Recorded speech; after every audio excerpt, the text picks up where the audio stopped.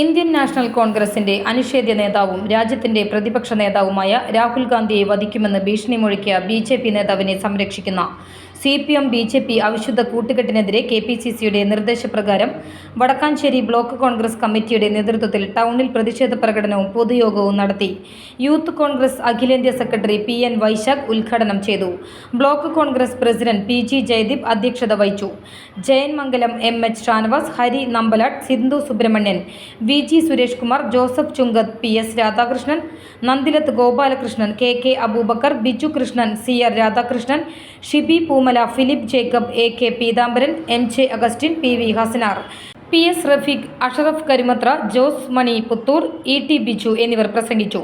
പ്രകടനത്തിന് TP Gireesan, KA Mahesh, Xavier Mason, OR Ramachandran, Abdurahiman Mankara എന്നിവർ നേതൃത്വം നൽകി. രാഹുൽ ഗാന്ധിയെ വെടിവെച്ചു കൊല്ലാൻ ആഹ്വാനം ചെയ്തതിൽ പ്രതിഷേധിച്ചുകൊണ്ടാണ് ഇന്ന് സംസ്ഥാനത്തുടനീളം ഇതുപോലെ ഇന്ത്യൻ നാഷണൽ കോൺഗ്രസിന്റെ നേതൃത്വത്തിൽ ഇതുപോലെ ധാർമ്മിക സമരം നടക്കുന്നത്.